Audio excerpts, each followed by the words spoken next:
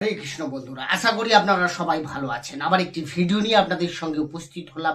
আজকের বিষয়বস্তু মকর রাশির জন্য খুবই গুরুত্বপূর্ণ, কারণ আজকে যে বিষয় নিয়ে আলোচনা করব তা হলো মকর রাশির 2025 সালের জুলাই থেকে ডিসেম্বর পর্যন্ত এই 6 মাসে 6 গুরুত্বপূর্ণ ঘটনা ঘটবে, যা আপনার জীবনকে পুরো নাড়িয়ে দেবে।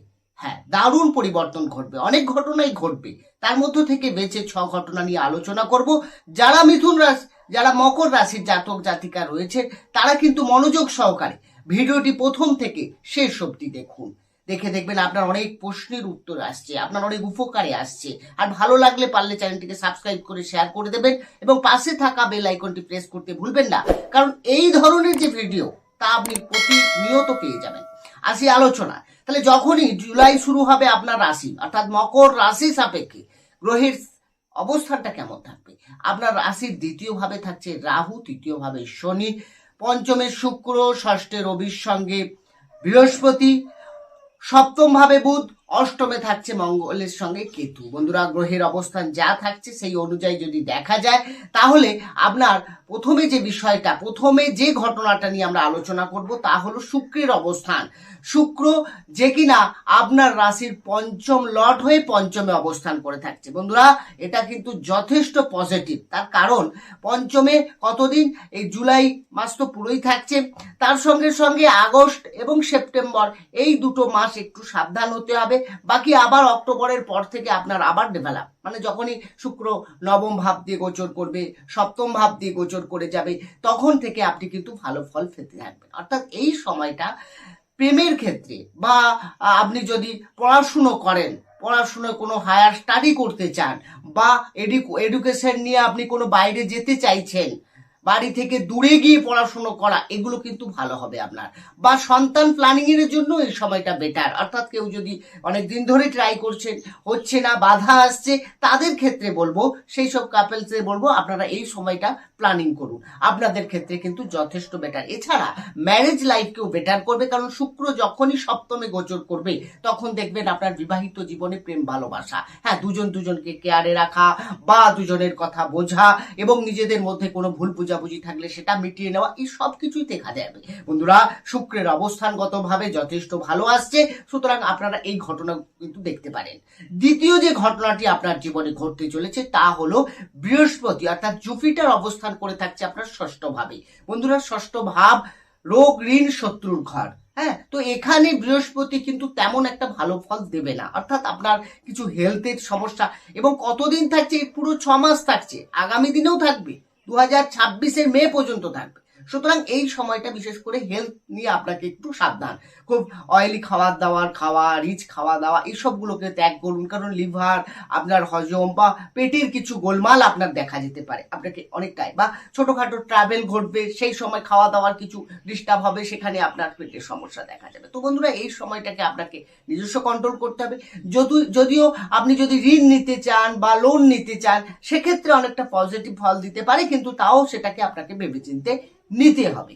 এরপরে যে তৃতীয় ঘটনাটা আপনার জীবনে ঘটতে চলেছে তা হলো বৃহস্পতির দৃষ্টি পড়ছে আপনার দশম ভাবের উপরে, দ্বাদশ ভাবের উপরে এবং দ্বিতীয় ভাবের উপরে, মানে তিনটে ভাবই, কেরিয়ার, বিদেশ এবং তার সঙ্গে অর্থ। বন্ধুরা, এখান থেকে বিদেশি কানেকশন আপনার লক্ষ্য করা যাচ্ছে। কোনো ফরেন কোম্পানি বা বিদেশে যে কোনো কর্ম করা, বা যারা বাইরে কাজ করছেন, শুধু বিদেশ বলতে যে আমি লন্ডন, আমেরিকা এটা বলবো তা নয়। আমি যদি কলকাতায় বাসিন্দা হই, তাহলে আমি ব্যাঙ্গালোরে যেতে পারি, এটাও বিদেশ। আবার আপনাকে, কারণ যখন জ্যোতিষের কনসেপ্টটা তৈরি হয়েছিল পড়ার সময়, তখন এই যে দেশ ভাগের ব্যাপারটা কিন্তু ছিল না। তার মানে আমাদের বাড়ি থেকে দূরে গিয়ে কোনো কাজকর্ম করা, এটাকে কিন্তু যোগটাকে দেখায়। তো সেক্ষেত্রে আমি যদি বলি, তাহলে এখানে আপনি বাইরে বা কর্মসূত্রে বাইরে যাওয়া, এটাও দেখাচ্ছে, ট্রাভেল হওয়া, এগুলো ভালো হবে আপনার ক্ষেত্রে। বা কেরিয়ার নিয়ে যারা চেঞ্জ করতে চাইছেন, কেরিয়ার নিয়ে আপনি ভাবছেন যে প্রমোশন, বা আপনি কোনো নতুন বেটার কোনো কোম্পানি পাবেন কিনা, অনেক সমস্যায় আছেন কেরিয়ারে, তো তাদের জন্য এই সময়টা কিন্তু যথেষ্ট ভালো। এরপরে চতুর্থ যে ঘটনাটি আপনার জীবনে ঘটতে চলেছে, বন্ধুরা, বৃহস্পতির দৃষ্টি পড়ছে আপনার দ্বাদশ ভাবে। দ্বাদশ ভাব মানে একটু ব্যয়।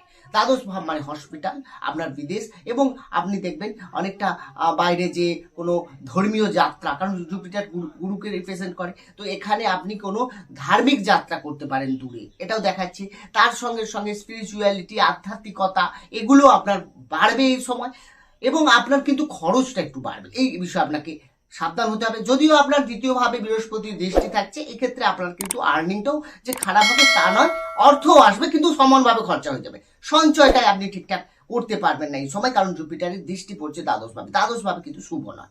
এরপর যদিও এটা বিপরীত রাজ্য, কারণ দ্বাদশ ভাবের অধিপতি কিন্তু বৃহস্পতি, এটাও মাথায় রাখতে হবে। অর্থাৎ বিপরীত পরিস্থিতিতে, হ্যাঁ, যদি ফেসে থাকে কোনো ঋণ নিয়ে আপনি শোধ করতে পারছেন না, তাদের ক্ষেত্রে কিন্তু সেই সব সমস্যা থেকে বার করবে এই বৃহস্পতি।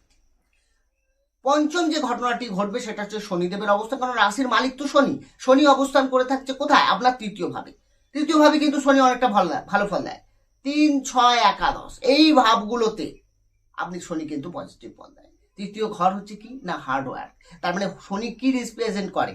হার্ডওয়ার্ক কি তো দেখায়, পরিশ্রমকে দেখায় শনি, তার মানে তুমি পরিশ্রম করছো, তাহলে এখানে হার্ডওয়ার্ক মানে আপনাকে যথেষ্ট পরিশ্রম করাবে। আপনি যদি কুড়ে হন তাহলে এখানে কিন্তু সমস্যা আছে। অলস্যতা ত্যাগ করতে হবে, সবসময় আপনাকে পরিশ্রমের মধ্য দিয়ে দেখবেন আপনি সাফল্য পাবেন, সেটা কেরিয়ারে হোক, আপনার যদি কোনো বিজনেস করেন সেক্ষেত্রে হোক, তাহলে আপনার কিন্তু যথেষ্ট ভালো ফল দেবে। আর শনি থার্ড হাউসে যাওয়া মানে আপনার অনলাইন কোনো ডিজিটাল কোনো ছোটখাটো ট্রাভেল, বা আপনার হয়তো দৌড়ঝাঁপ, বাইরে গিয়ে কাজ করা, এইরকম একটা যোগাযোগ হলে আপনার দেখুন গ্রহ যেরকম থাকছে সেই অনুযায়ী আপনাকে কাজ করতে হবে, তাহলে দেখবেন সেই অনুরূপ আপনি পজিটিভ ফলটা পেয়ে যাবেন। ষষ্ঠ যে সব থেকে শেষ ঘটনাটি নিয়ে আলোচনা করব তা হলো রাহুর অবস্থান। রাহু আপনার দ্বিতীয় ভাবে থাকছে, এই পুরো একদম 1.5 বছর থাকবে।